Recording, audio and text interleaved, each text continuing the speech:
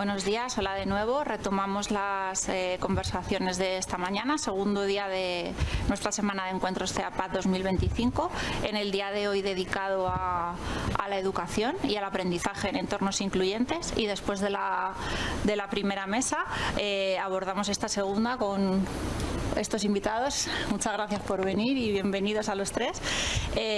Y vamos a hablar del espacio de la educación superior, continuando un poco con todo lo que tiene que ver con la reflexión en torno al aprendizaje en igualdad y en diversidad.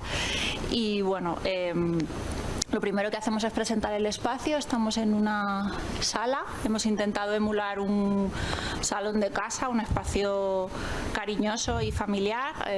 Tenemos plantas, una lámpara, unos sofás y una mesa baja. Estamos dispuestos en una posición de charla, y yo soy María, soy psicóloga aquí en el CEAPAD. Soy una mujer de 46 años, soy castaña, delgada, creo que parezco joven. Y bueno, y llevo hoy un jersey de rombos y un pantalón vaquero. Voy a, además de darles la bienvenida, pedirles a José María, a Tiberio y a Ángel, que nos acompañan hoy, que hagan una breve descripción de sí mismos y que presenten un poco el sitio de donde vienen, su lugar de trabajo. Como queráis, el orden como queráis. ¿Te animas? Venga. ¿Nos presentamos? Sí, vale. Adelante. Vale. Bueno, pues buenos días a todos y a todas, y gracias por haberme invitado al CEAPAD.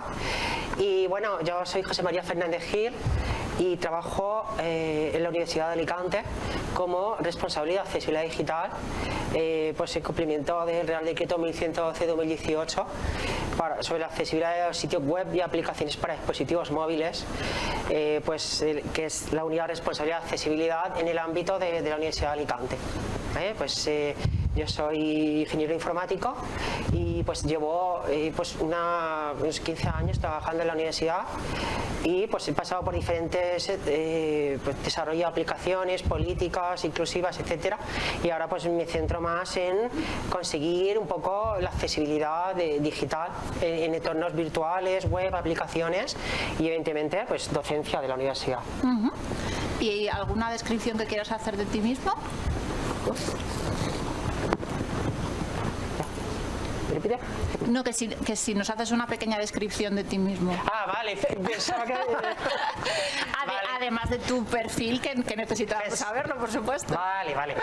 Disculpa, pensaba que me presentara no físicamente, sino como... Vale. Las dos. Vale. Vale, pues mido 1,80, llevo el pelo rapado, porque bien, no tengo mucho pelo, para que hay que decirlo también. Y pues no sé, ojos marrones, y llevo una chaqueta azul y una camisa azul y unos pantalones beige. Perfecto, muchas gracias. Pues continuar quien queráis. Bueno, pues yo soy Ángel Asins. Bueno, antes que nada, gracias por la invitación, y disculpar también que no haya asistido finalmente Isabel Martínez, que es la directora del departamento de la dirección donde trabajo, que es la dirección de programas con universidades y promoción del talento joven en Fundación 11. Me describo brevemente: soy un chico de 25 años, moreno, parezco joven, aunque estos días menos porque estoy durmiendo poco, pero intento parecer joven todavía. Y nada, llevo unos vaqueros negros, un jersey naranja, estoy sentado a la izquierda de María, y bueno, en nuestra dirección de Fundación 11 lo que hacemos básicamente es tratar de mejorar la vida de las personas con discapacidad, tanto en el acceso como en el progreso como en el egreso de la educación superior. Tenemos diferentes programas para ayudar en estas tres fases. Y bueno, yo concretamente me encargo sobre todo de la parte, yo soy sociólogo, entonces me encargo de la parte de estudios, encuestas, y también toda la parte de juventud dentro del departamento, pues también esta línea estratégica para nosotros también la estoy llevando yo y nada, es un placer estar aquí y conversar con auténticos expertos como sois vosotros también. ¿Has pronunciado tu nombre, Ángel? Sí, es que yo soy de Valencia, porque es algo que también es importante. Pues perdón porque no lo sabía, pero Ángel a partir de ahora. No, es que no. Pero sí, soy de Valencia y vivo en Madrid desde hace 2 años, por suerte o por desgracia, depende de cada uno. Pero un poco sí, de todo, ¿no? Pero sí. Bueno. Mi zona es la Pichá de Valencia, que pronunciamos todo, las G las pronunciamos con CH, por así decirlo, entonces Ángel. Vale, perfecto.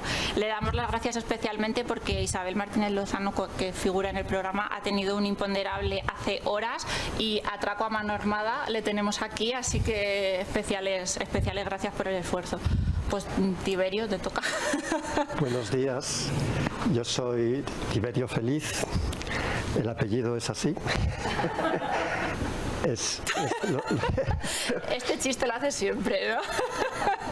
No, pero ya que nos tenemos que presentar. Muchas veces me preguntan si es con X o no, que no está bien escrito. Es así, es herencia. Al igual que el nombre también lo tengo así por ser primogénito y yo soy gallego, de un pueblo pequeñito, cerca de una zona que ardió este verano en Zamora, que habréis oído por televisión, que es Porto, Porto de Sanabria. Pues del otro lado, eso es el último pueblo antes de la sierra y linda con mi pueblo, digamos. Mi pueblo ya es de Galicia. Porto también hablan gallego, por eso tiene el nombre así, claro. Es de la zona gallego parlante de Castilla y León. Y la tradición es que nos pongan a los primogénitos el nombre de los abuelos paternos, que es en ese caso el motivo por el cual también me llamo así. Yo soy físicamente muy parecido a José María. En altura, él es más joven, yo ya supero los 60. Y mi vestimenta también es similar, aunque de colores diferentes, simplemente, pero también similar. Prometo que no nos hemos puesto de acuerdo, ¿verdad, José María? Pero hemos coincidido. En el pantalón soy más parecido a Ángel. En fin, y a María también, así que tenemos vaqueros, ¿no? Y yo profesionalmente me dedico a la didáctica, soy profesor de didáctica. He sido director de UNIDIS 7 años en la UNED. UNIDIS es el servicio que tenemos de atención a las personas con discapacidad. Y seguramente, o no, si habéis oído hablar de nosotros, a lo mejor es porque tenemos buena parte de los estudiantes con discapacidad españoles, pues están en la UNED, ¿no? Que es una universidad a distancia. Y aproximadamente tenemos 39-40% del estudiantado español con discapacidad, que eso representa actualmente unos 9.000 estudiantes más o menos. Y UNIDIS es el servicio, digamos, que desde hace años, hace más de 15 años ya, se dedica a dar soporte a esas personas y en la medida que lo necesitan. Es cierto que no solo a esas personas, eso también es importante insistir en ello, porque yo creo que lo que hay que atender, y así lo hacemos, son las necesidades de las personas. No es tanto si tienen un carnet que les diga, o un certificado que les digan que tienen discapacidad en mayor o menor grado, que eso al final es poco útil. Quiero decir, esto resuelve pocos problemas, ¿no? Entonces, pues eso, es un servicio, por eso, muy en contacto con los estudiantes sobre todo, pero que atiende en general. Por eso en nuestro nombre no aparece la palabra estudiantes, de hecho, sino la palabra universitarios, que incluye por lo tanto también a los profesionales, ¿no? que también necesitamos o podemos necesitar adaptaciones al puesto de trabajo u otras cuestiones, ¿no? Y de eso hoy yo creo que vamos a hablar sí. profundamente. De hecho, me estás haciendo spoiler. Bueno, pues, cosa que está muy bien, porque no lo he dicho, pero los habituales de la semana de encuentro saben que esto es una charla y que aquí no hay mucho orden, más allá de que yo, bueno, introduzca algunos temas para hablar de cosas muy interesantes, pero que con toda libertad y con toda comodidad, que es una conversación en la que podemos hablar y las cosas espero que fluyan y que, bueno, que esto sea una conversación. Entonces, genial, Tiberio, porque nos hemos metido en materia, que es lo que tenemos que hacer.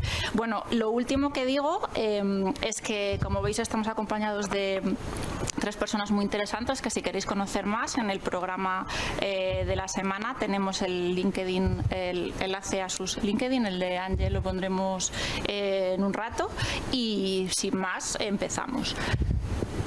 Voy a coger un poco esa idea que estabas transmitiendo, ¿no? De que al final no es una cuestión de centrarse en un colectivo, sino de plantear que puede haber una necesidad y que cualquier persona pueda plantearla. Y no sé si vosotros también lo veis así o no, pero por hacer una pregunta general, ¿qué entendemos por accesibilidad en este espacio en el que estamos hablando, que es el de la educación superior? El que queráis. ¿Dice yo si quieres? Sí. Vale, pues nada, lo que es la accesibilidad en sí, no se trata de ayudar a unos pocos y que tengamos que dar favores a nadie por cumplir algo, sino que la accesibilidad es el hecho de que se refiere a que todas las personas puedan acceder, en este caso a la educación, a todas las fases, tanto el acceso, la permanencia, ¿vale? La vida universitaria. No sabéis que no es, en la universidad no es solo estudiar y ya está, hay otras actividades, las prácticas de empresa, empleo, etcétera. Es un poco que todo tiene que ser accesible. Tenemos que cambiar un poco, en mi opinión, un poco la idea también de que de la inclusión y demás está muy bien, pero la inclusión es un poco como que queda también en políticas inclusivas y en lo inclusivo que sea cada persona, ¿vale? Una universidad o un profesor en concreto son personas y pueden ser más inclusivas que otras.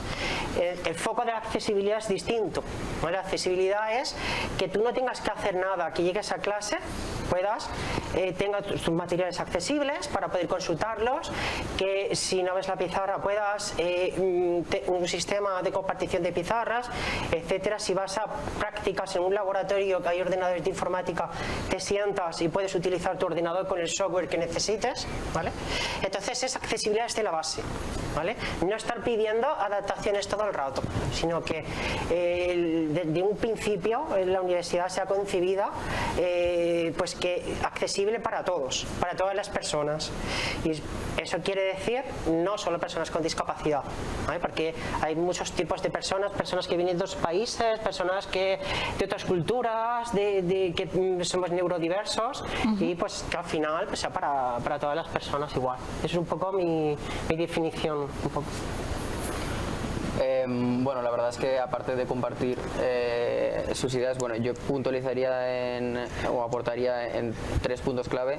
Yo creo que accesibilidad es una universidad que abre las puertas a todos.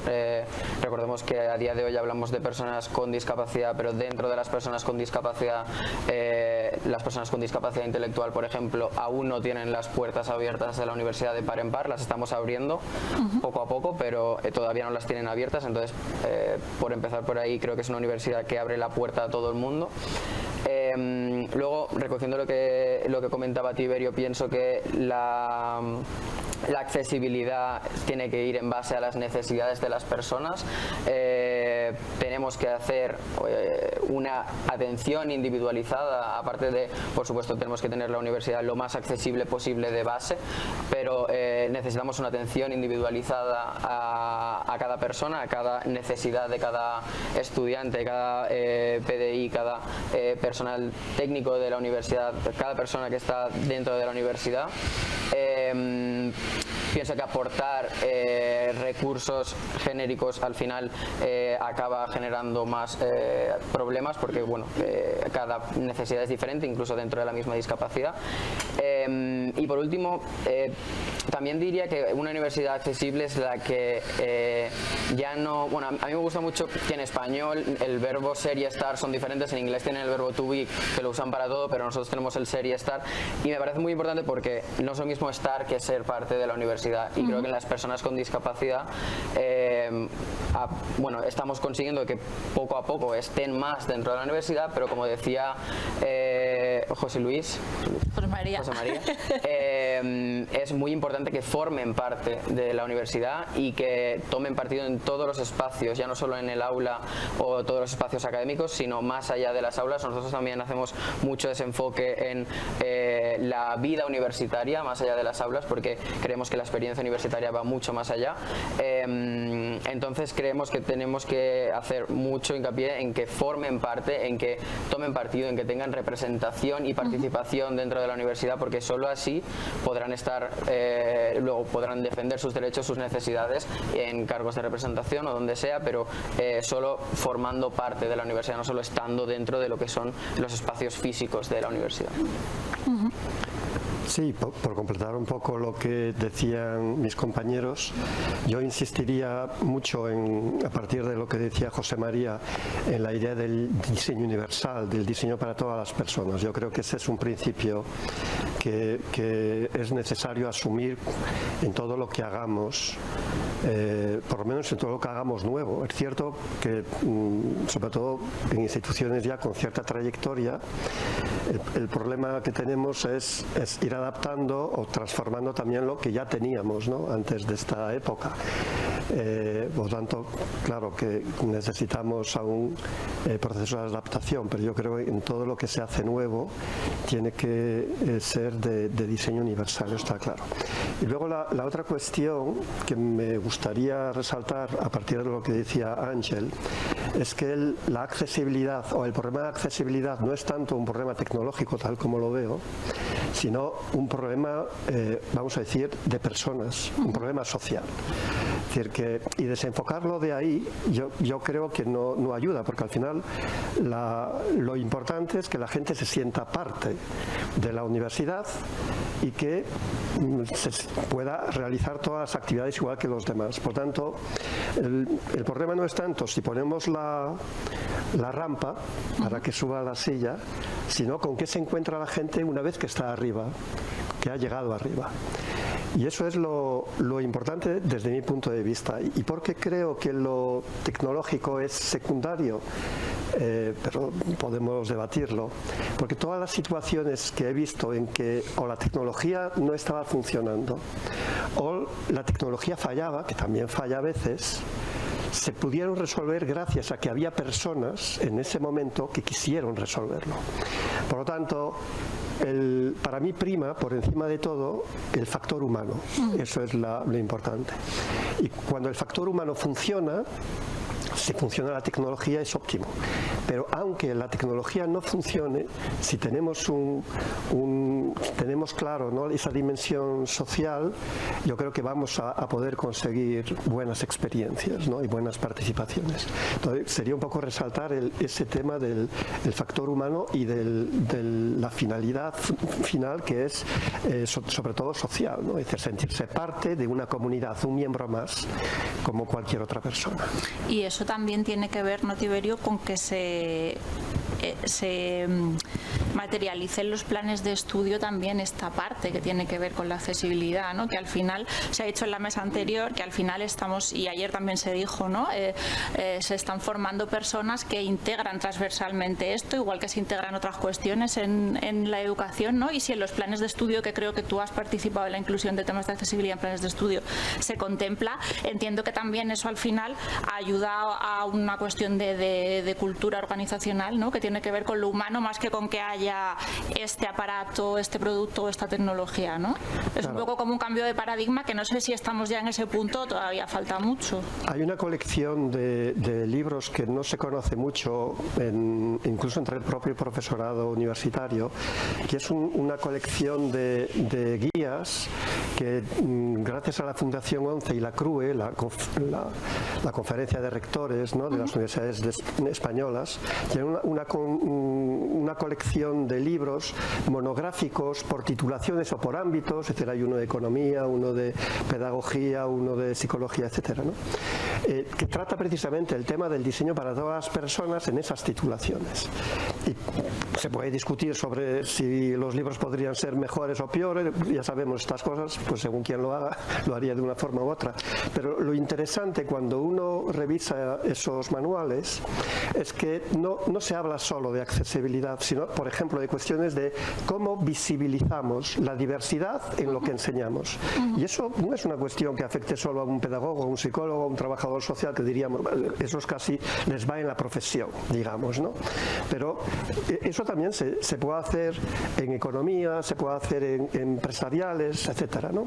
Es decir, que hay muchas cuestiones relacionadas con el sentirse parte de una comunidad que van más allá de la accesibilidad. Quiero decir que la accesibilidad tiene que ser para algo, ¿no? Es un medio, ¿no? No es un fin en sí mismo. Sí, claro, es una condición previa para... Claro. Entonces, hay que garantizarla, pero ya digo, lo importante es con qué nos encontramos una vez que hemos subido la escalera o la rampa, ¿no? Claro. Porque si yo después me voy a encontrar con caras largas, con falta de comunicación, con que no me aclaran, pues entonces no hemos hecho nada, que casi para eso me quedaba abajo y me evitaba la experiencia negativa, ¿no? Entonces yo creo que es importante resaltar esas cuestiones, ¿no? Que son mucho más intangibles, seguramente, forman parte también de la cultura en general, ¿no? La cultura social, de la cultura institucional, ¿no?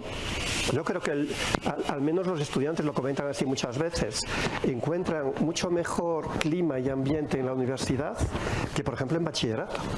Que sorprendentemente, y el gap de hecho lo tenemos ahí, quiere decir que hay una caída tremenda de participación, ¿no? Y de acceso a los estudios, por ejemplo, de las personas con discapacidad entre el bachillerato y la universidad, ¿no? Quiere decir que hay un problema de orientación y no es por falta de capacidad personal, que son personas competentes que podrían estudiar sin problema ninguno en la universidad y sin embargo los perdemos ahí al final del bachillerato, ¿no? Y muchos porque se sienten desencantados, desmotivados o porque no los han ayudado a comprender que podían continuar.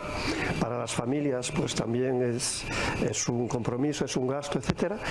Y yo creo que ahí de todo el sistema educativo posiblemente tal como lo percibo, ¿no? A partir de lo que comentan los estudiantes, el problema fundamental lo tenemos en bachillerato, creo. José María y Ángel, desde vuestra experiencia también el feedback de los usuarios es que en este espacio universitario hay realmente una sensibilidad, un planteamiento de cultura institucional respecto de la inclusión y este tipo de cuestiones, o no. O sea, ¿cuál es la respuesta que os llega a vosotros de los usuarios sobre esta cuestión? El que queráis, ¿eh? ¿De la sensibilización? Me refiero, si las personas que reciben, en este caso los servicios que tienen que ver con la accesibilidad digital, ¿qué feedback te dan respecto de cómo viven el ambiente universitario? ¿Sienten que realmente existe inclusión? Pues, ¿cuál es su valoración? Pues a ver, en general, como ha comentado también Tiberio, es que los estudiantes se sientan parte de algo, que estén incluidos, que como todos en un entorno. Nosotros cuando una persona con discapacidad está en un entorno que se siente que es uno más, que se siente que no es diferente, digamos, pues su motivación y su desempeño va a aumentar notablemente. Sin embargo, si es un poco, si se le lleva a un terreno de que las personas, pues que tienes que hacer una adaptación, que eres diferente, que demás, pues evidentemente la motivación y todo bajará y el desempeño. Muchas veces las personas con discapacidad en general llevan mucha vida luchando, ¿no? Por muchas cosas, por estar incluidos, por etcétera. Y entonces un poco que muchas veces no hay muchas ganas de luchar también tampoco, ¿vale? Entonces yo en general sí que veo a nivel institucional, a nivel universitario, que son dos cosas que una cosa es a nivel organizativo y otra cultural. Es decir, que mientras que la sociedad avanza, las universidades avanzan, y en general pues hay una mayor sensibilización, hay una mayor inclusión y pues digamos conductas o comportamientos de personas se aíslan más, ¿vale? Digamos sí, pero por eso digo que la universidad o cualquier institución es el reflejo también de la sociedad. Claro. Nosotros, bueno, justo en junio presentamos un estudio que era un estudio cualitativo, que era la situación de las personas con discapacidad en la universidad, y apoyando lo que decía Tiberio, sí que es verdad que, bueno, primero hay que decir que nosotros por tendencia nos solemos fijar más en el feedback negativo, en lo que falta por hacer, que en lo que hemos conseguido. Hemos conseguido muchas cosas, estamos mejor que hace, y vosotros lo sabréis todavía mejor que yo, pero estamos mejor y los datos así nos lo dicen. Aún así, tendemos a fijarnos en lo que vemos que está todavía por hacer, ¿no? Entonces, tenemos ese sesgo a la hora de recibir feedback, tenemos ese sesgo de todavía nos llegan muchas cosas y tal. Pero bueno, por puntualizar eso, sí que vemos que de la parte de sensibilización es lo que más recibe el estudiantado. Es decir, hay muchos estudiantes que no solicitan adaptaciones, una, porque no saben que existen, dos, porque no sienten que estén en un contexto favorable o cómodo para pedirlas. Y esto es factor humano, las dos cosas son factor humano. En últimos estudios que teníamos controlados, veíamos que solo el 19% del profesorado estaba sensibilizado o formado, que no es lo mismo, en inclusión de personas con discapacidad. ¿Quién recibe esta falta de formación? Los estudiantes, a la hora de solicitar una adaptación, a la hora de expresar cómo se siente en el ambiente del aula, pues es el estudiante el que lo acaba sufriendo, y eso es lo que nos trasladaban justo en este estudio que hicimos, que es que muchas veces nos solicitaban por miedo a tener que estar todo el rato pidiendo, lo que comentaba José María antes, que si tú llegas a un espacio que ya es accesible, no tienes que estar constantemente pidiendo. Pero a nivel psicológico, y perdona por el intrusismo laboral, esto de estar pidiendo todo el rato sí que te pone en una situación de inferioridad, de culpabilización y de victimización, que desde el contexto del aula no se percibe de una forma pues agradable. Y pues lo que venía a decir es que es todo factor humano, es la atención y los recursos humanos que podamos tener para prestar la atención necesaria a las personas con discapacidad dentro de la universidad. Una cosa que, pensando en todo esto, me acuerdo de una frase, por ejemplo, que es famosa, una cita célebre que decía Aristóteles, que lo vital no es enseñar, sino aprender. Entonces, esto crea una simetría también en la educación entre el profesor y los estudiantes. Lo que es vital es para los estudiantes, para todos, no para el profesor. ¿Vale? Entonces, muchas veces esa relación de profesor-estudiante pues también depende mucho de las dos partes. Pero en el caso de si por algunas capacidades eres un poco diferente, pues un poco de empatía de la parte del profesorado, de la forma de enseñar, etcétera, también es fundamental, sobre todo en educación superior, porque todos sabemos que la forma del profesorado puede ser grandes matemáticos, grandes físicos, grandes médicos, pero pues no todos son unos grandes pedagogos para explicar su docencia y demás. Entonces muchas veces es una relación un poco asimétrica, y Tiberio, que es didáctica, lo sabrá mejor que yo. Es muy interesante lo que estáis comentando y lo que decía Ángel respecto de esa significación negativa o protagonista que se tiene cuando se tienen que pedir las cosas todo el rato, que es algo que está saliendo mucho últimamente por profesionales de la accesibilidad de muchos ámbitos. Nos han comentado compañeros, por ejemplo, en el transporte, que no es el colmo de la dignidad que alguien tenga que estar reclamando continuamente, tengo que ir por esta puerta o tengo que utilizar esta medida. No, es que eso tiene que estar disponible, ¿no? Y no tengo que estar tan visible ni tan señalado para pedir las cosas. O sea que es algo interesante, es un un planteamiento que ahora está cogiendo mucha fuerza y que al final avanza en esta cuestión, ¿no? Que tiene que ver con, al final yo creo que con la igualdad, ¿no?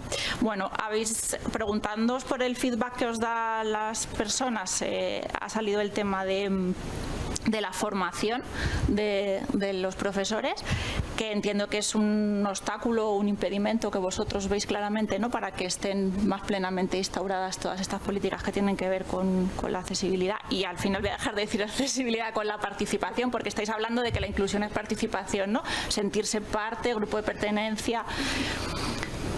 ¿Qué más obstáculos o qué más impedimentos hay para que esto sea una realidad consolidada que veis ahora mismo, o en qué punto estamos? Porque sabemos que hay cuestiones que son normativas y lo legal se cumple, o por lo menos se puede exigir que se cumpla, pero entre el mínimo exigible y el ideal utópico hay como un trecho muy largo, ¿no? Entonces, ¿en qué punto estamos y cuáles son los principales obstáculos para no estar más allá, más cerca del objetivo final? Que además de la falta de formación que lo habéis puesto sobre la mesa y que por supuesto es uno de ellos. ¿Qué más obstáculos habría o qué dificultades?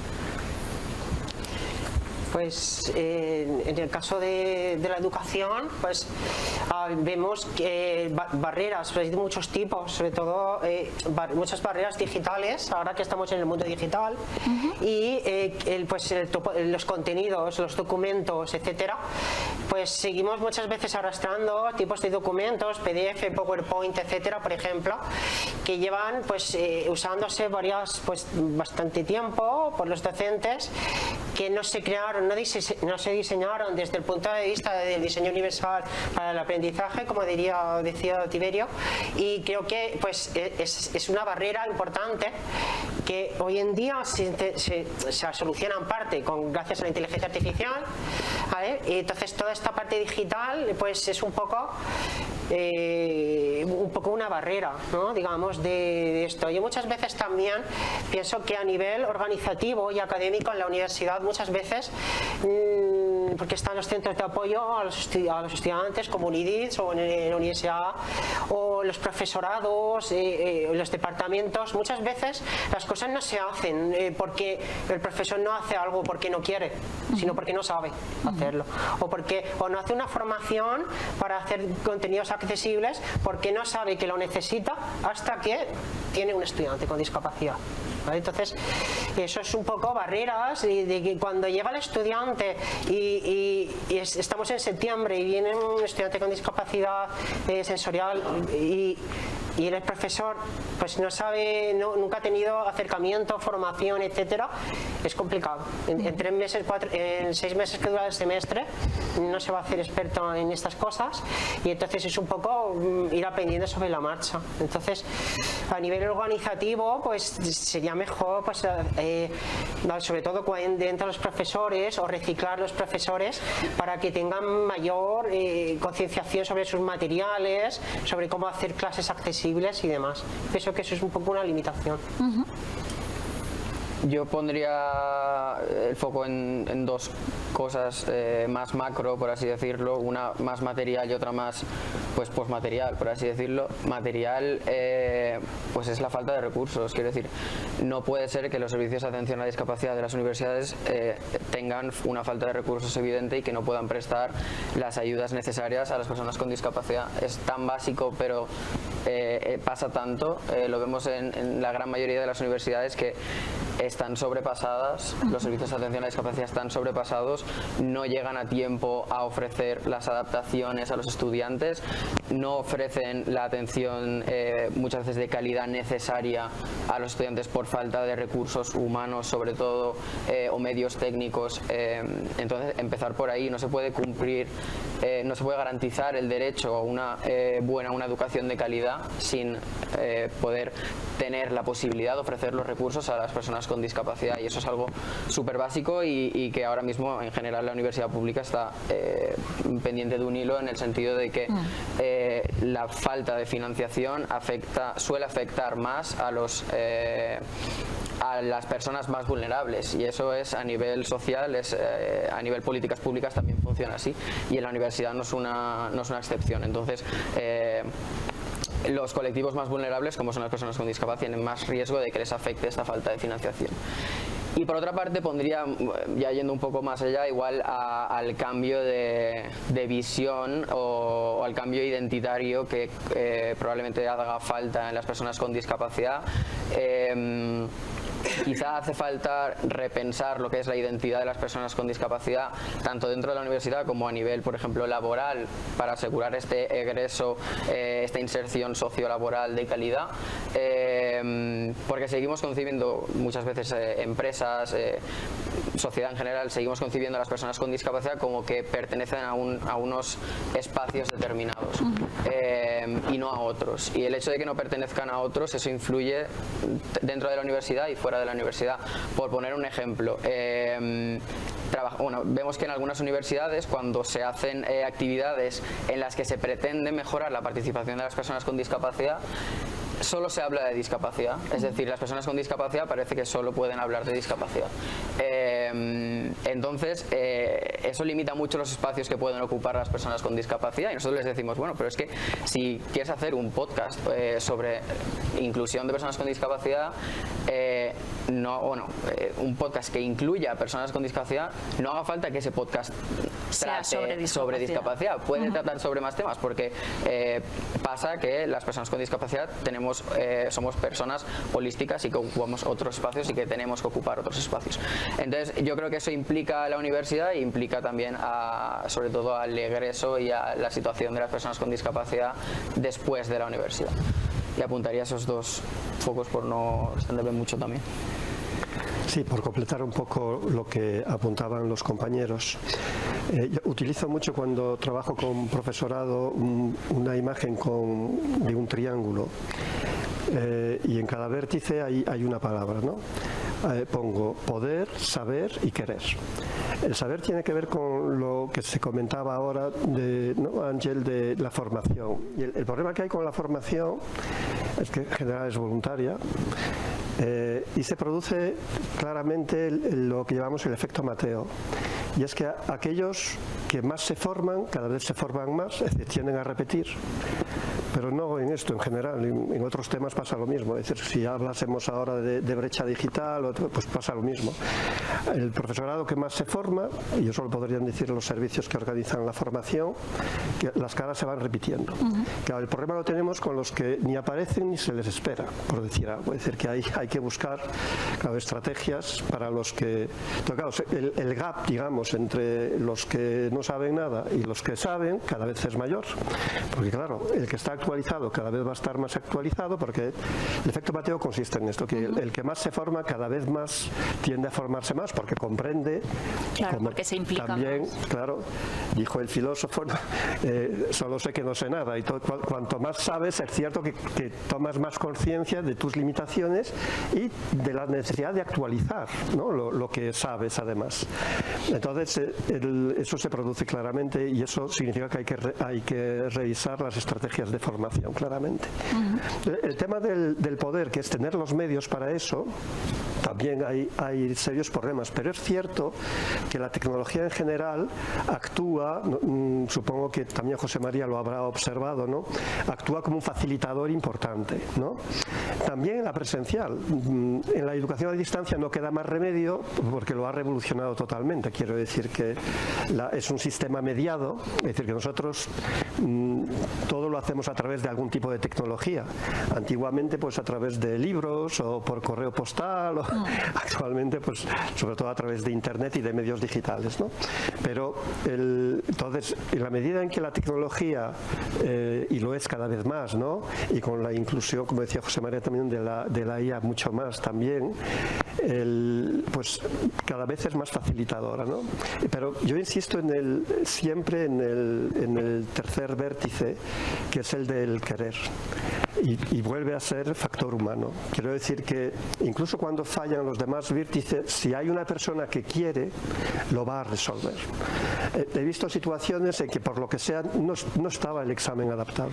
Pues hay una persona del tribunal que coge el examen impreso, se sienta con la persona y busca la forma de que esa persona haga el examen.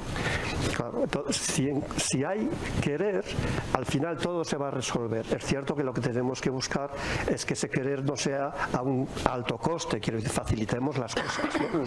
De ahí que la organización en la que ha insistido también José María mucho es muy importante, es decir, que la organización de la institución tiene que ser facilitadora, es decir, lo que no puede ser es a coste personal siempre, constantemente, ¿no? Pero es muy importante que nosotros lo trabajemos también, porque es fácil observar también que con el paso del tiempo la gente se desgasta, se desmotiva, pierde fuelle, normal. Pues entonces ayudemos a motivar, busquemos incentivos, ¿no? Todo lo que se suele llamar sensibilización, campaña, todo eso no es ni mucho menos secundario, todo eso es parte también de lo que tenemos que hacer, es decir, generar motivación, interés, y todo eso también pasa por tener conocimiento, tener medios, pero no es suficiente. He dicho muchas veces, ¿no?, cuando trabajo con el profesorado, es mucho mejor que no llegue un examen adaptado, pero que haya una persona del tribunal dispuesta a resolver la situación, a que llegue un examen adaptado o que llegue una adaptación que le dice esta persona tiene que hacer el examen en una sala aparte, y el del tribunal esté suspirando, otro caso más, a ver cómo lo vamos a ver. Claro, es mucho peor eso, y estaba la adaptación hecha, que no hubiese llegado nada, y sin embargo hay una persona receptiva que lo va a resolver, que le pone buena cara, que anima al estudiante, ¿no? Y esas cuestiones, que son seguramente muy intangibles y muy difíciles de regular, son, desde mi punto de vista, mucho más importantes que el resto. Al final todo el rato está saliendo el factor humano, ¿no?, como la clave de todo este asunto. La última frase que has dicho, Tiberio, que tiene que ver con lo intangible, ¿no? Os quería hacer una pregunta que tiene que ver también con la medición de las cosas, porque, bueno, para no hablar solo de sensaciones o para no hablar un poco de lo que experimentamos, entiendo que de alguna forma hay que medir el éxito de las políticas que se hacen, ¿no?, que tienen que ver con la inclusión. Entonces os quería preguntar de qué forma o qué tipo de indicadores pueden ser buenos en este sentido para valorar el éxito que se está consiguiendo, porque obviamente se están consiguiendo muchas cosas, lo estáis diciendo, avanzamos y hay un cambio evidente en la universidad, pero de qué forma se puede evaluar, qué indicadores serían buenos para hacer un seguimiento a lo largo del tiempo de estas cuestiones, ¿no? O sea, qué instrumentos podríamos utilizar o qué formas de medir, o no lo sé. Sé que es una pregunta un poco difícil, pero bueno, ¿qué pensáis? Bueno, la verdad es que las encuestas de satisfacción se pueden usar. A mí me gusta bastante todo lo que son los indicadores cualitativos. Por ejemplo, cuando yo llegué a Fundación, una cosa que yo metí en las encuestas era el tema de tus expectativas a nivel profesional, cómo este programa ha cambiado tus expectativas a nivel profesional.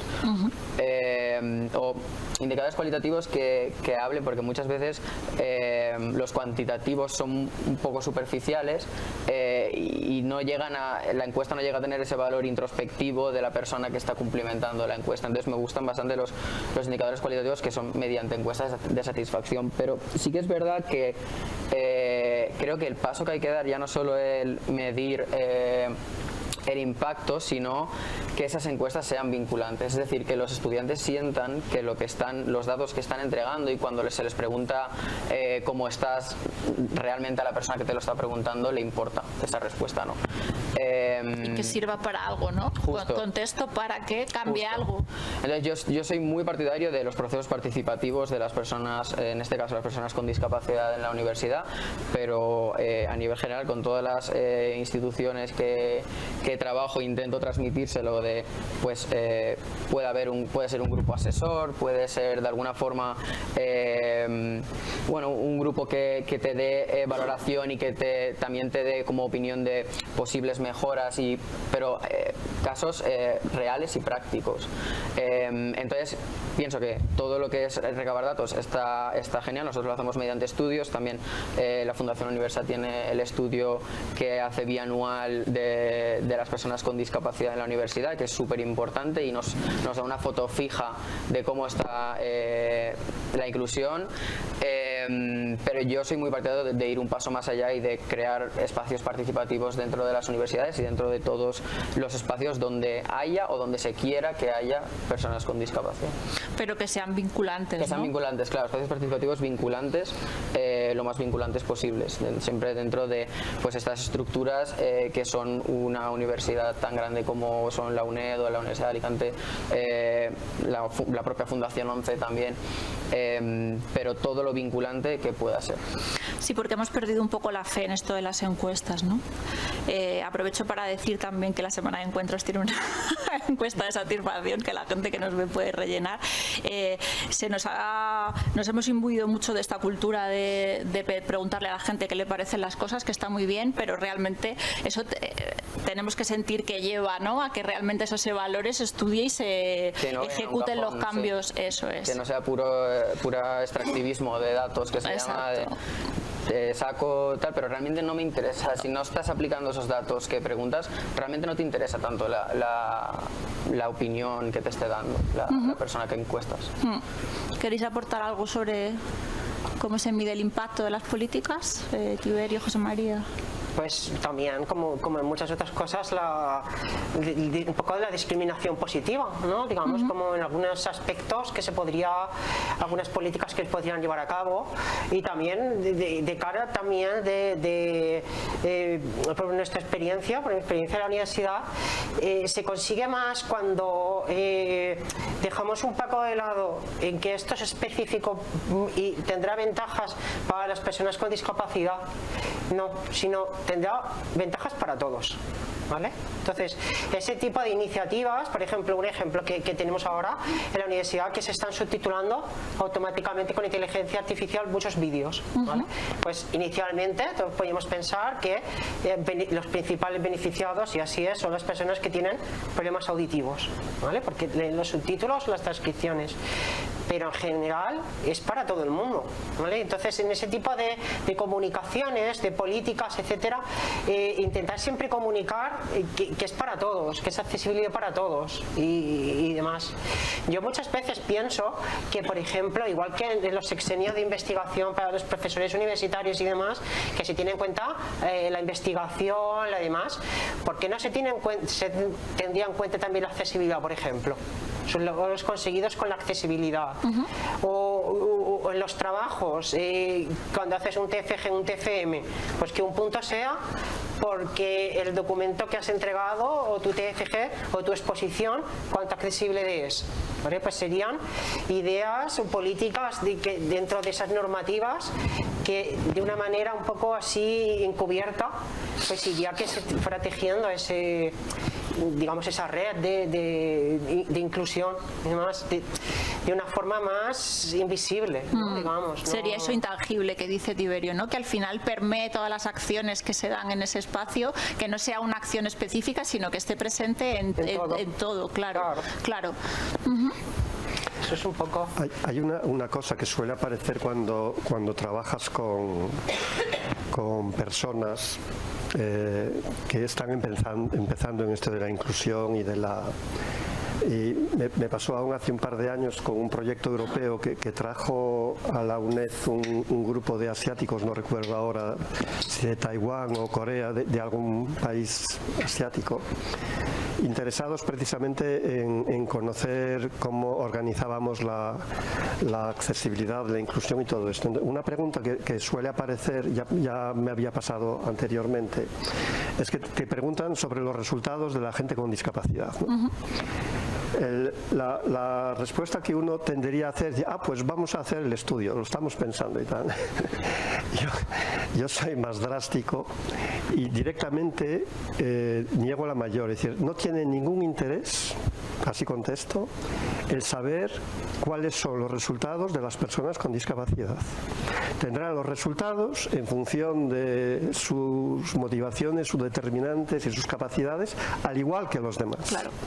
Aquí lo que nos interesa es que esto es un derecho humano y lo importante es que respetemos los derechos humanos. No es si luego con la adaptación ha conseguido más o menos, como si ahora podemos empezar a hacer segmentaciones dentro de la población. Vamos a ver si los hombres sacan mejor resultados que las mujeres. Vamos a ver si las personas de color sacan mejor, etcétera. Es decir, ¿a qué viene eso? Es decir, eso, claro que se pueden hacer porque es fácil de hacer, pero no tienen ningún interés desde el punto de vista práctico, ningún interés, porque son derechos humanos y por lo tanto lo esencial es que se cumplan los derechos humanos, que esas personas, si quieren estudiar por el motivo que sea, que es otra cosa que suele aparecer, bueno, que esta gente igual podía hacer otro tipo de formación, total no van a trabajar, me da igual cuál es la motivación o la razón por la cual una persona quiere estudiar. Está en su derecho y es un estudiante más y hasta ahí, nada más. El resto ya ocúpate tú, es un estudiante tuyo, ocúpate tú de sacarlo adelante. Y yo creo que es muy importante insistir a veces en lo más básico para que no se nos olvide, ¿no? Quiere decir que al margen de los resultados, de si abandonan o no abandonan tanto, etcétera, es un derecho y por lo tanto es muy importante que cumplamos con los derechos, que dotemos de medios sin lugar a dudas y yo creo mucho en efecto en buscar refuerzos, vamos a decir así, que no sean explícitos necesariamente o que estén implícitamente incluidos en cualquier cuestión que hagamos. Hablaba José María, por ejemplo, de las cuestiones de la acreditación, ¿no?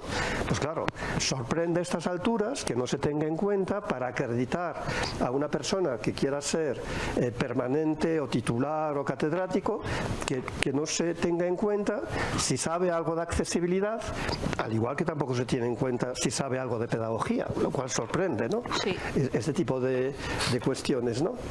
Es decir, hay cosas que, dado que no las exigimos para poder acceder al profesorado, por ejemplo, ¿no? Para hacerse profesor, pues de alguna forma habrá que motivarlo o valorarlo durante el recorrido, porque si no, lo que no podemos es luego esperar a que el profesorado sepa o actúe, ¿no?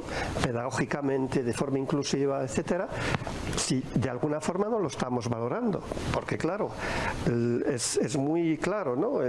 Solo se desarrolla aquello que se valora, aquello que se evalúa. Claro. Pero eso le pasa a un crío de primaria, si tiene que estudiar cosas, lo primero que dirá, bueno, ¿y esto entra en el examen o no entra? Claro, es que es así. Eso de entra en el examen, esa pregunta tan corriente, ¿no? Esto en las clases, ¿no? Y esto hay que estudiarlo, o esto entra en el examen, ¿no? Claro. Si no entra en el examen, no lo estudio, por lo tanto, lo sabré o no. Sí, y si lo sé, será casualmente, pero valor, si lo tengo que estudiar, tendrá más posibilidades de que me lo sepa, ¿no? Claro, y lo colocaré en el sitio que le corresponde, ¿no? Respecto del valor que tiene, porque es algo tan importante que me van a exigir en una prueba, de alguna manera, que yo desarrolle eso, si no, es algo accesorio, ¿no? Sí, la verdad es que es muy interesante. Esto que tú comentabas antes entronca un poco con lo que decía Ángel también, que parece que hay determinados nichos para las personas con discapacidad, ¿no? Y que las vidas están como muy preprogramadas hacia una dirección y que se espera una serie de cosas, una serie de sectores formativos, laborales, y que a lo mejor directamente planteándolo desde los derechos humanos se rompe todo ese Es que esa es una forma de exclusión, es decir, generar acotamientos, espacios específicos es una forma de exclusión, que no te echan fuera, pero tienen un pequeño salón donde solo puedes estar ahí. Sí. Y el resto, entiéndase, los normales, están en otros espacios. Claro. Sí, que se entiende que los profesores o el personal que se forma o se sensibiliza en inclusión de personas con discapacidad están haciendo un favor y no están haciendo cumplir un derecho. Efectivamente. No están o sea, es algo muy básico. Efectivamente. Bueno, para tener un poco de mejor sensación, porque estamos poniendo sobre la mesa quizá muchas dificultades, me gustaría darle la vuelta a la conversación y pediros que contéis ahora alguna experiencia que conozcáis de buena práctica, de éxito, de algo que funcione de maravilla, que sea escalable, replicable, que todas las universidades del mundo pudieran acoger. ¿Algún ejemplo de algo que se esté haciendo muy bien ahora mismo? El que queráis. Bueno, pues yo comentar unas cosas de las que estamos haciendo.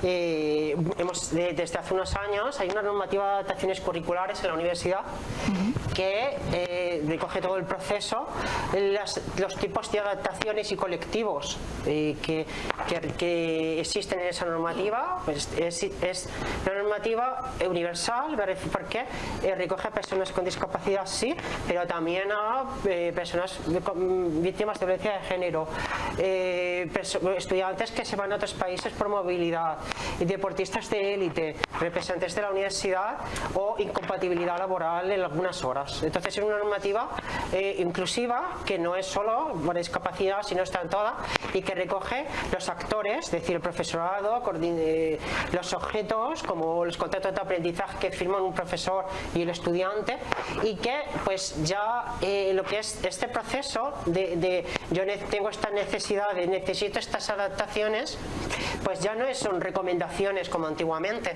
sino son pues una normativa más de la universidad, ¿vale? Y que de esta forma no queda en la voluntad del profesorado si acepta o no esas necesidades, sino está obligado porque es una normativa. ¿Vale? Entonces creo que es una buena práctica de inclusión, y también pues otras que estamos haciendo en la universidad, que muchas veces como se aprende o como se impulsan cosas es digamos riñendo, ¿no? Como a los niños, no hagas eso que te caes, o no toques el fuego que te quemas, cosas así. Por ejemplo, en accesibilidad web, la Universidad de Alicante, lo que estamos haciendo es, el personal de administración y servicios de la universidad pues tiene un complemento de productividad, ¿vale? Entonces, que pues tiene un complemento anual. Entonces, dentro de ese complemento hemos incluido que la accesibilidad web sea un criterio de calidad, porque para nosotros la accesibilidad es calidad, es innovación. Entonces, cuando hacemos esto, estamos obligando pues que 400, 500 gestores de la universidad que publican toda la información en la web, alojamiento, becas, prescripciones, etcétera, estamos obligando a que la accesibilidad web es un criterio de calidad, ¿vale? Entonces, tienen que cumplirlo. Y si no lo cumplen, pues no percibes el complemento de productividad. Esto es como las multas de tráfico, ¿no? Si no conduces rápido, te ponen una multa.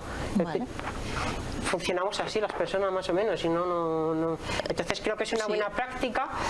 Al principio, ¿qué ocurrió? Uy, esto es una carga de trabajo, esto es pues es mucho trabajo, no hay tiempo suficiente, es un trabajo añadido. Han pasado 2-3 años, casi todo el mundo cumple, y lo bueno es que las personas que antes se quejaban ahora dicen que lo ven como una ventaja organizativa, que es más calidad, y se han convencido ellos solos, digamos, de todo esto. Entonces, un poco las buenas prácticas. Muy interesante, y todo lo que afecta al dinero creo que es sinónimo de éxito. ¿Qué queréis comentar vosotros respecto de alguna buena práctica a destacar? Bueno, la verdad es que yo por suerte vengo de un espacio donde todos los días es ver buenas prácticas y proyectos que son increíbles. El departamento de accesibilidad por talento digital, dentro de nuestro departamento pues tenemos programas pues que hacen que personas con discapacidad estén en los grupos A1, A2 de la función pública. Yo, mi personal, el niño de mis ojos, por así decirlo, sería el programa Unidiversidad, que es un programa que ha conseguido que más de 30 universidades en España tengan un título propio para personas con discapacidad intelectual y del espectro autista, y que cada año más de 400 personas con discapacidad intelectual de menos de 30 años se formen y accedan a la educación universitaria. y accedan a la universidad, lo que hablábamos antes de los espacios, lo importante que es ocupar espacios, ¿no? Por eso unidiversidad para mí es algo que, y bueno, ya nos están llegando de América Latina, de Europa, que se quiere replicar este programa. Y es que me parece normal porque a mí me parece el más transformador que conozco. Y luego otra cosa que es pues el tema de, yo por ejemplo lo que os comentaba, llevo la rama de juventud, por así decirlo, y una cosa que me da mucho orgullo es el hecho de que, por ejemplo, algunas instituciones con las que trabajamos, a base de hacer acciones con ellos y de integrar personas con discapacidad en cosas que hacen y todo, estamos consiguiendo que algunas personas con discapacidad lleguen a las juntas directivas de estas instituciones. Y esto es algo que llegan no por tener discapacidad, no por venir de Fundación 11, llegan porque son personas que deben estar ahí, que tienen las capacidades para estar ahí, y por eso las quieren, no las quieren porque vengan de Fundación 11 ni porque tengan discapacidad. Y eso es algo que a mí me enorgullece mucho porque sí que es verdad que los jóvenes a veces también sufrimos las etiquetas estas de que estamos súper despegados, súper disociados de la realidad y de la participación a nivel social, político y tal. Y poco a poco, mediante acciones, mediante alianzas, que también me parecen las alianzas en general me parecen una buena práctica que habría que potenciar en las universidades también. Mediante alianzas y mediante acciones estamos consiguiendo que, al menos en esta transformación que está teniendo la juventud, las personas con discapacidad estén y ya no solo aporten su voz, sino que aporten también su voto, que muchas veces hacemos mucho hincapié en que hace falta tener voz, pero es que también hace falta tener voto.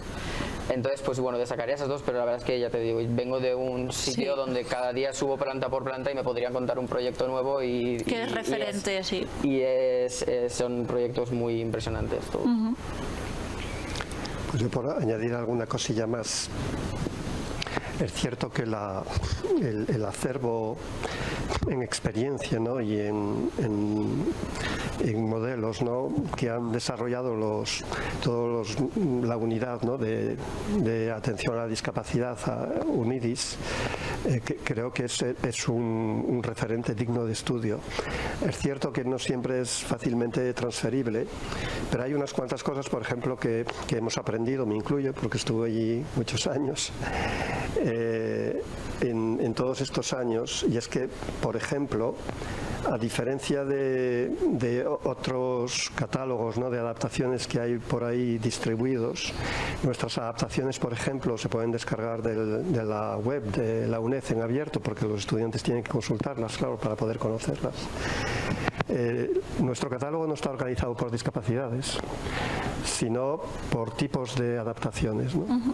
Y yo creo que eso es un criterio funcional, sin que nadie se lo haya propuesto, que nació de la propia práctica y que demuestra que lo importante no es tanto si tengo o qué tipo de discapacidad tengo, sino realmente qué necesito. Es un criterio funcional. Entonces tienes, por ejemplo, un apartado sobre adaptaciones del tiempo, ¿no? Que hay todo tipo de adaptaciones en el tiempo, ¿no? Al final, si una persona necesita tiempo o no, nos da igual cuál es el motivo. Si es por un problema de movilidad, por un problema intelectual o por un problema de sordera, digo bien, de sordera.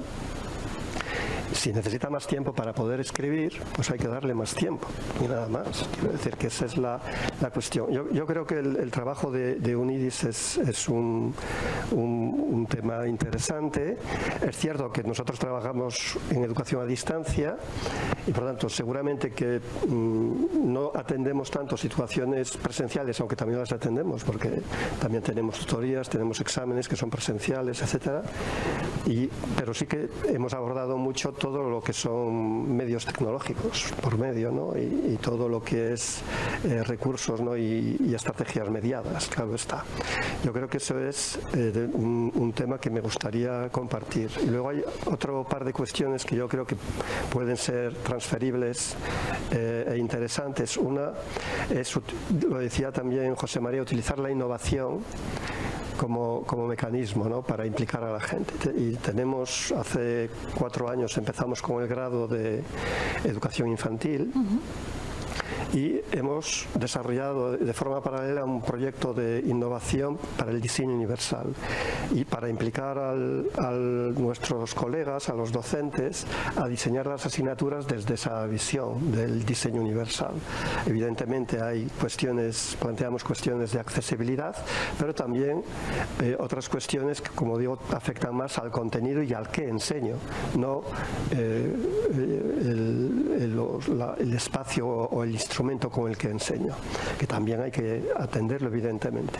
Pero estamos hablando, por ejemplo, de darle presencia o visibilidad a personas diferentes, por ejemplo, ¿no?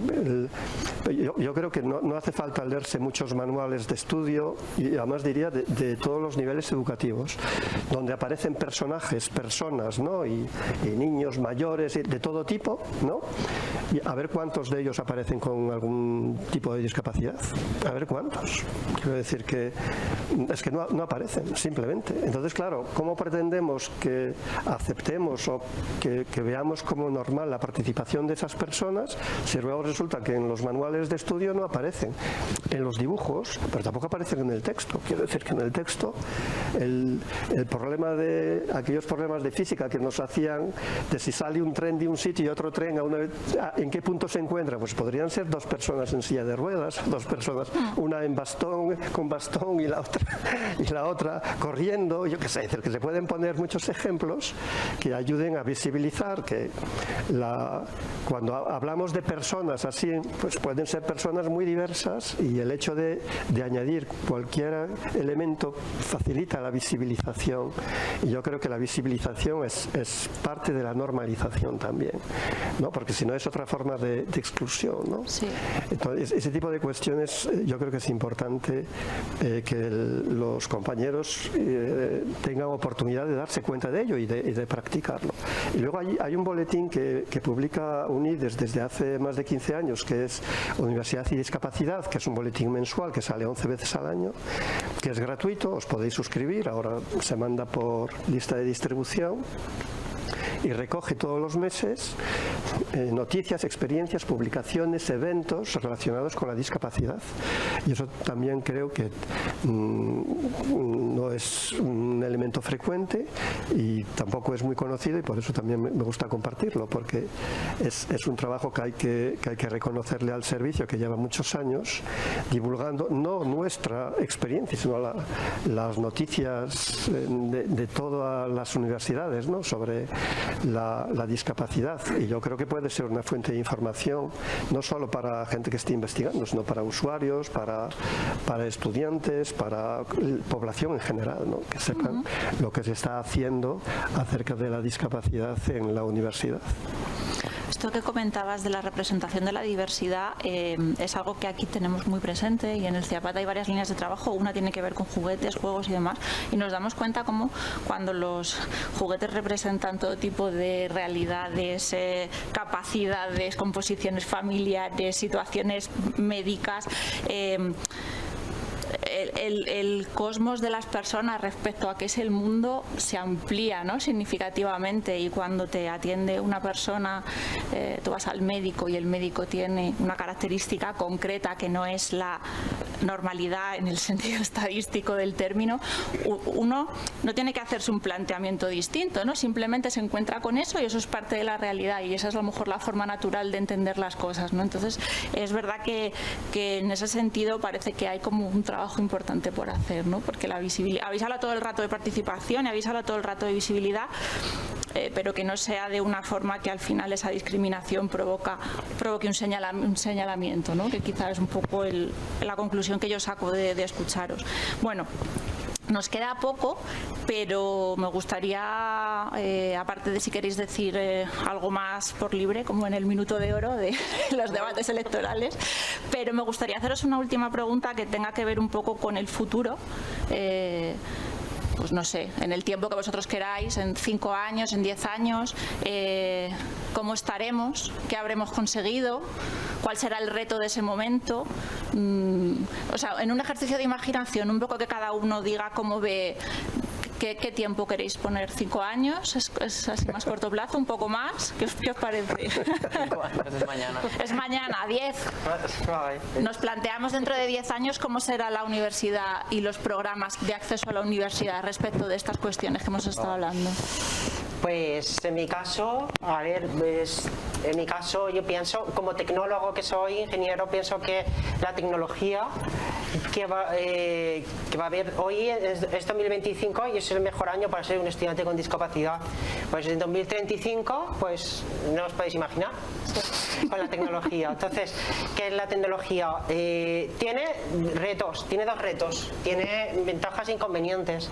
La inteligencia artificial, sabéis que es una cosa que es acuciante, que está ahí, que nos da un poquito de miedo a todos, porque en 10 años yo estoy seguro que va a cambiar todo.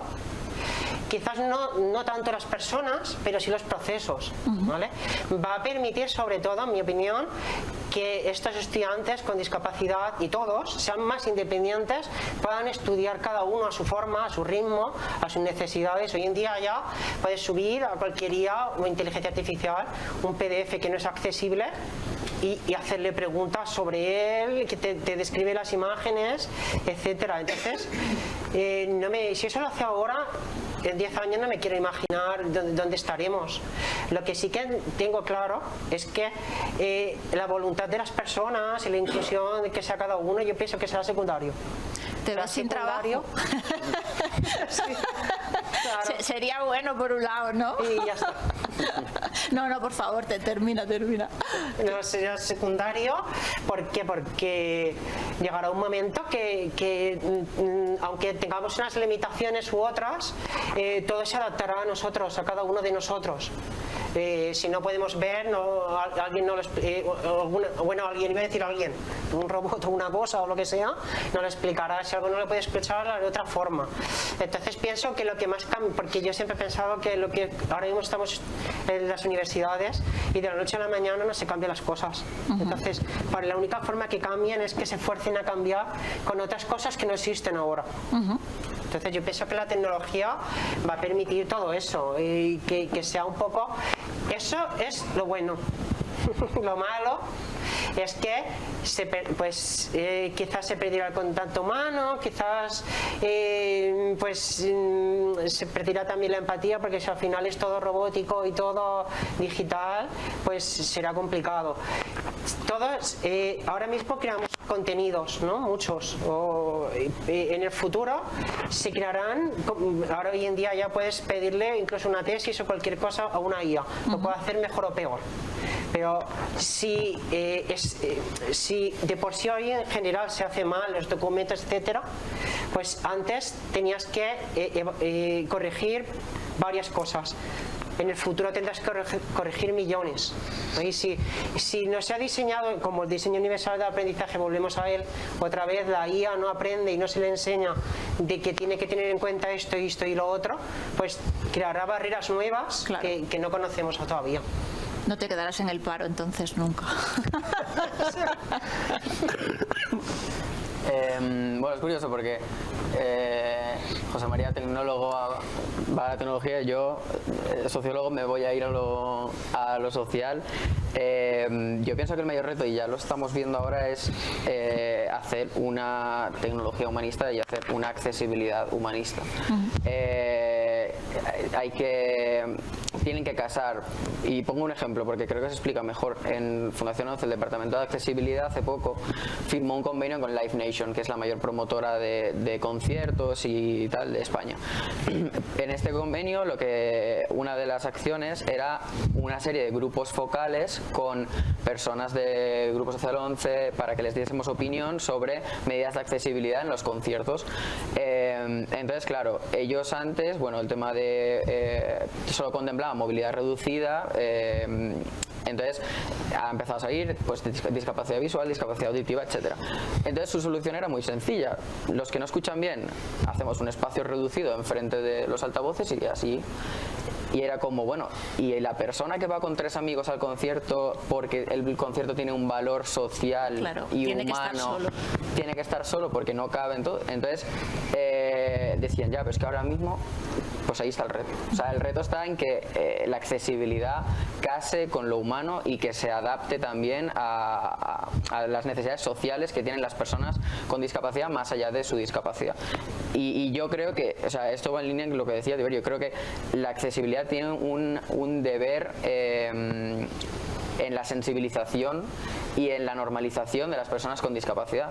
Si una persona, para que sea acceder a un espacio accesible, tiene que estar separado, por ejemplo en un concierto, del resto de las personas, eso no es normalización, de hecho es que va en contra de la normalización porque lo estás señalando. Entonces el mayor reto es ese, para mí, el mayor reto es que la accesibilidad, sea pues, mediante la inteligencia artificial o los medios tecnológicos que yo desconozco, case con las necesidades sociales y humanas de las personas. Y yo, por completar a ambos colegas, yo, desde el punto de vista social, mi mayor preocupación actualmente es el auge de la ultraderecha, porque creo que ese pensamiento seguramente se puede respetar todas las formas de pensar y todas las formas de pensamiento político, salvo aquellas que sean excluyentes, yo creo. Y me preocupa, ¿no?, ver la evolución de cómo este movimiento, por llamarle de alguna forma, escorado más a la derecha, digamos, manifiesta posiciones contrarias y críticas hacia la inclusión. Hay ejemplos manifiestos, quiero decir que en aquellos que están en el poder, como en Estados Unidos, hay ejemplos manifiestos, ¿no?, de los comentarios y de cómo se han recortado medidas, de cómo se han cambiado las políticas de inclusión, y por lo que se ve se está generalizando, y eso me preocupa porque nos acabará afectando de alguna forma. Y eso por enlazar con el tema social. Y por enlazar con el tema tecnológico, yo diría que yo soy de los que creo que hay gente que en las guías o en los trabajos pone prohibido utilizar la inteligencia artificial. Yo creo que eso, aparte de ser poco razonable, quiero decir que es poco realista, yo creo que hay que hacer exactamente lo contrario. Yo ya he vivido varias revoluciones por edad, ¿no?, varias revoluciones, entre comillas, tecnológicas. La primera que recuerdo era cuando empecé a escribir, a leer y a escribir, que yo lo hice en Francia, que fue donde nací. Yo soy de la transición, yo aún aprendí a escribir con la pluma que se mojaba en el tintero, en el pupitre, había un agujerito y dentro del agujerito había como una pequeña taza, ¿no?, con la tinta, y mojábamos allí y luego escribíamos y luego teníamos el papel secante para ir secando y tal, y aquello tenía toda una problemática, claro, de los tachones, los borrones, había que ir escribiendo y ir secando, porque claro, si dejabas tal, pasabas la mano y ya hacías un borrón. Y recuerdo como algún profesor era crítico cuando nos soltaron aquello y nos pusieron en la mano el Bic, que es lo que nos dieron en aquel momento, ¿no?, un Bic para sustituir al otro. Decía, bueno, pero es que no va a ser lo mismo, porque con la tinta tenían que hacer un cuidado y desarrollaban ahí tenían que hacer ahí no manchar y tal. Ahora con el Bic todo eso no hace falta aprenderlo, ¿no? Esto hace como cerca de 60 años, ¿no? Recuerdo ya eso, y luego he vivido evidentemente la incorporación de la calculadora, por ejemplo, una cosa tan tonta, todos los debates que había en torno a la calculadora en la escuela, si dejarle la calculadora o no a los estudiantes, etcétera, etcétera, ¿no? Todo eso al final pues se va normalizando, ¿no? Y con la IA va a pasar lo mismo. Quiero decir que es evidente que tiene poco sentido si un profesional que estamos formando en su praxis profesional la va a utilizar, pues lo mejor será que aprenda a utilizarla ya con nosotros y que veamos en efecto, seguramente que tendremos que cambiar muchas cosas, tanto en la forma en que entendemos cómo enseñamos y cómo aprenden los estudiantes y qué deben aprender los estudiantes, ¿no? Pero habrá que abordarlo. Quiero decir que la solución no es ignorarlo.